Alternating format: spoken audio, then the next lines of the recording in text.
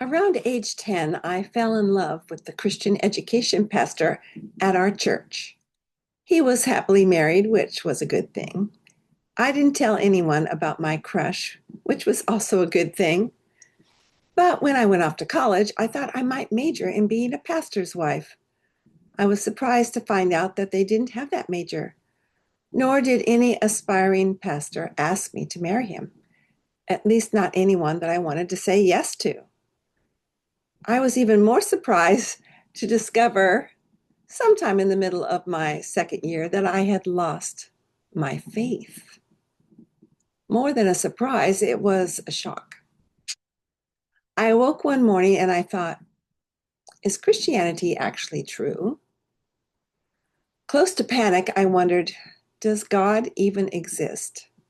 Have I been duped? I wonder if you've ever had those thoughts.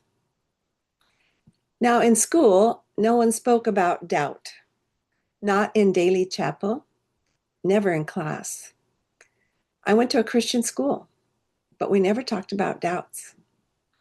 Surrounded by godly professors, my friends and I took Bible courses alongside our majors, and we enjoyed the scholarship as well as the spiritual stimulation. But not one person asked, so how much do you believe in God today, Sue? I wish they had. I would have been honest. I may have cried. No one ever preached in chapel, you may doubt your faith one day and you will be okay. I wish they had. I would have taken notes.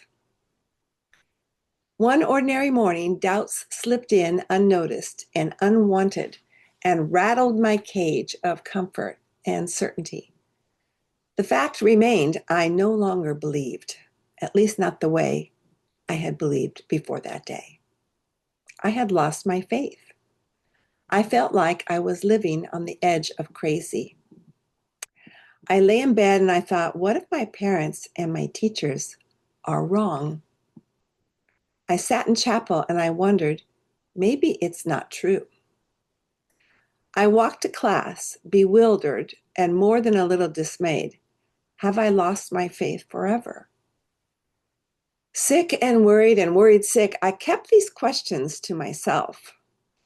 To give voice to my doubts gave them credence, and I didn't want to give them credence.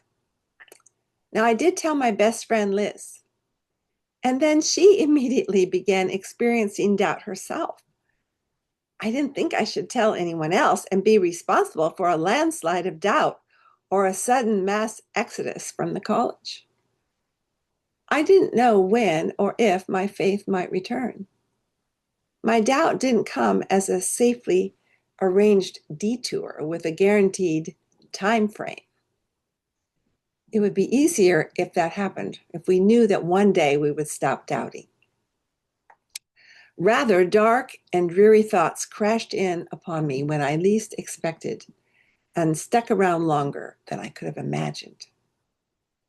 The following summer, I traveled north to youth camps and I sang on what we called a gospel team. The irony was not lost on me. Night after night, I led young people to experience a deeper walk with Jesus. I spoke and I prayed aloud with an outward confidence of the goodness and greatness of a God I no longer believed in. I'd sing a few songs, I'd give a testimony or two, and then when everyone else returned to their cabins, I walked up a mountain nearby all by myself, and I hashed it all out with a God I wasn't sure was listening, much less existed. I was a mess, and no one knew except the God I was trying to know. Sitting alone on that mountain, I looked up at the sky. Isn't that where God lived? And I asked, God in heaven, if there is a God in heaven, why do I doubt? Where did these questions come from? Have I been living a lie? I'm going a little crazy. God answered. Not put off by my doubts, God invited me to come to him. Someone said recently, all great relationships begin with an invitation. God invited me to come to him. He met me at the door 4 different times. Some of us need 4 times before we go through that door.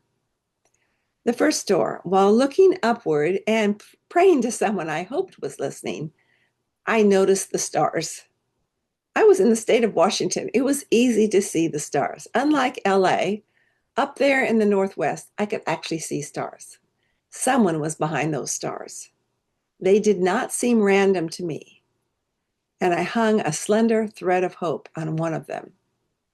I couldn't deny God created something so big and so untouchable as stars. Like the Apostle Thomas, it might have been nice to touch one, but not possible. I could only ask and pray and wait. Now, the shepherd King David spent a lot of time outside. If you've read the Psalms, you know that. He noticed God by noticing creation. Psalm 19, the heavens declare the glory of God. The skies proclaim the work of his hands. Only God would go to the trouble of declaring and proclaiming to a 20-something like myself, alone on a mountain up in Washington. I needed proof to believe again, and the stars were calling my name. I only needed to open my eyes. Unlike the shepherd King David, I am not outdoorsy. The fact I married an Eagle Scout doesn't make me love the Hilton Hotel any less. But that week in those mountains made me sit up and take notice. Only God could produce and contain so much power, fire, and light. David declared it. Maybe he didn't understand it, but he knew what he saw and who was behind it. I didn't understand what I saw, but I could not believe God created those stars. I may not believe anything else about him, but I did believe he was creator God. Only God could make a star. Paul said we could know God from what he made, and he was good at making stars. That's in Romans 1. Perhaps he made me as well. Without a sound or word, he was right there with me through those long nights in Washington. And while it was a start, it wasn't quite enough. I needed comfort. And God met me a second time through a brief and unforgettable conversation. You know, there's comfort in a doubt or a sorrow shared. Of course, we need to share the sorrow first to gain the comfort. One evening later that same summer, I found myself on a walk with an older, wiser woman. Now, I didn't know Mrs. Duncan well. Not well enough, I thought, to share my dark secret of doubt. But for some reason, she felt safe. I knew she was quiet and unassuming. And again, it was dark. It was at night. Light shines brighter in the dark, and I was desperate for light. I wanted to tell Mrs. Duncan about my doubts, but I hesitated with that closed throat panic, you know, when you're sure you're going to cry and you'd rather not blubber in public, even when it's only one person. Even when you know deep down most people don't care if you cry. So I went for it. Mrs. Duncan, I croaked, I have doubts. She responded, and her words landed gently, like magic. Unruffled and unperturbed, she replied, "Oh, Sue, everyone doubts." I had never heard those words before. Never had anyone said, "Oh, Sue, everyone doubts." God used those words to work magic on my bruised and worried soul. I stopped where I was and I looked at her. Really? Everyone? No one ever spoke about doubting faith in the halls or the dorm rooms. I never saw a class entitled, "Don't Panic, Everyone Doubts 101." She didn't seem surprised at all by her statement. Practical and down to earth, her words let me know I was not alone. Everyone doubts. That's what she said. Well, maybe not everyone, but many do. And I would be okay. I shared the sorrow first, and then I received the comfort. So in my doubt and from the edge of crazy, the Creator God invited me, there's that word again, invited me to examine what he made, stars not made by any other hand. Then our kind and merciful God took me on a walk with Mrs. Duncan, who handed me some common sense comfort packaged in a matter-of-fact tone. Doubts are common, Sue. You are not alone.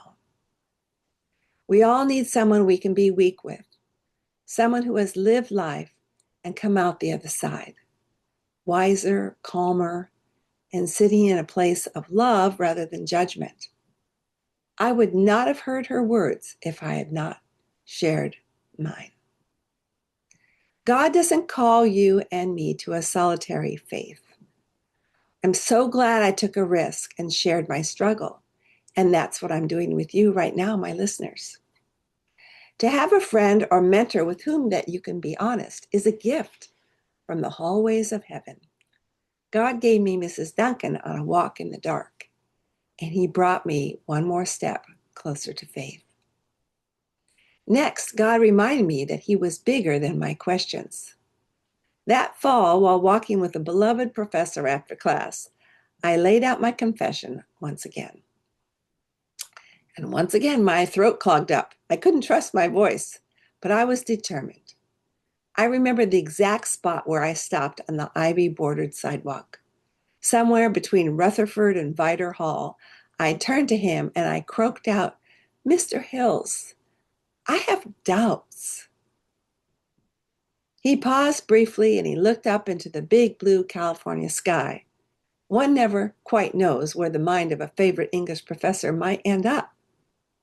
Then he looks slowly back at me and he drawled, "Well, Sue, if God couldn't handle our questions, he wouldn't be a very big God, would he?" Wow. He chuckled softly and he turned and we kept on walking by the ivy and into the next building. That was it. That's all. I may have nodded. I don't think there was anything else. We went on our way. No more discussion. But you know what? It was enough. God was big enough, or he wasn't God. Think about that.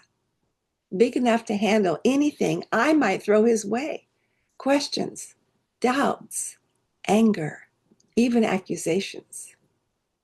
Now, the psalmist knew God was big enough to handle his fear.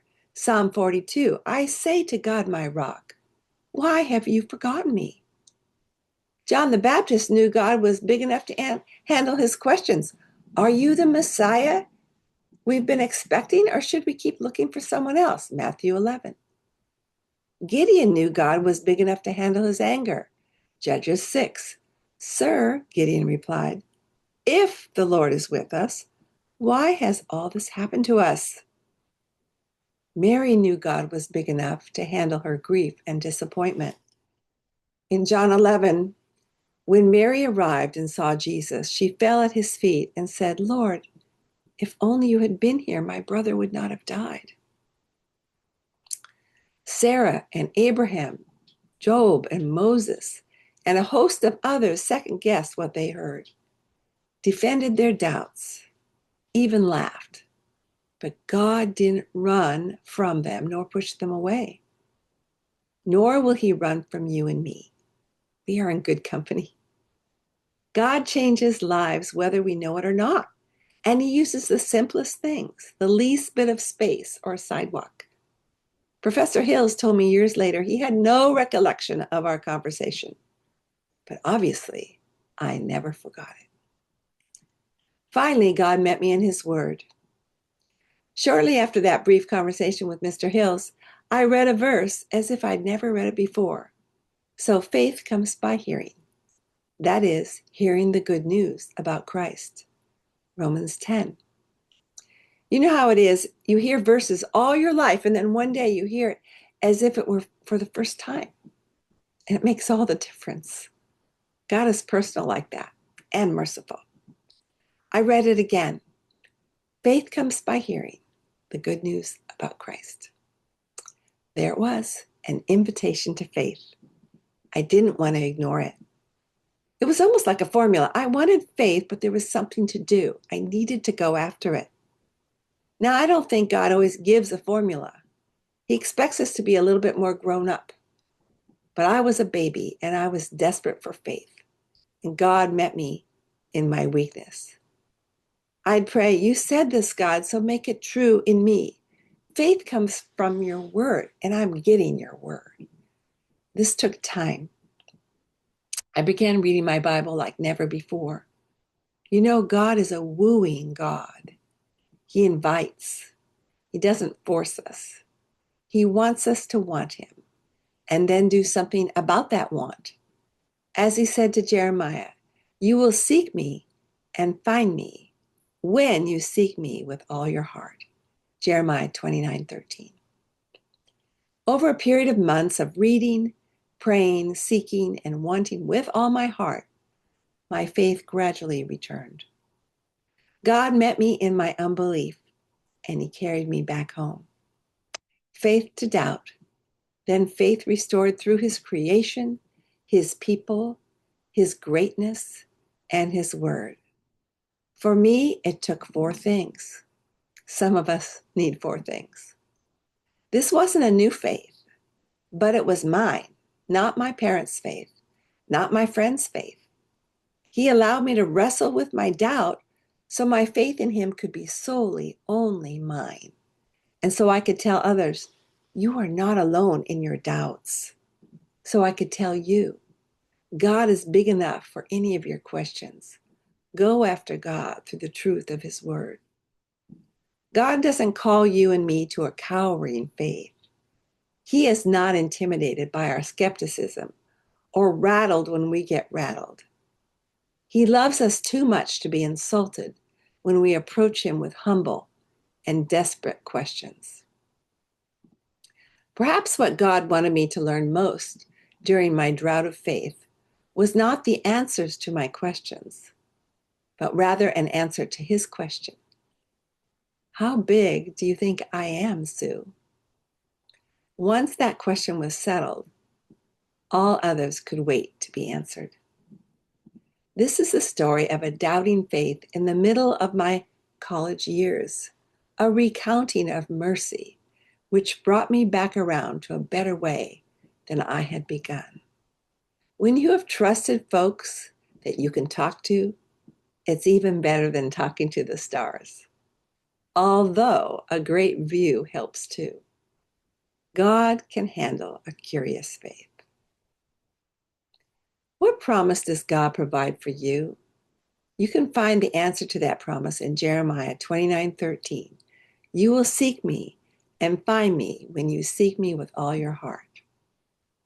What part do we have in making that promise come to pass? We need to seek him.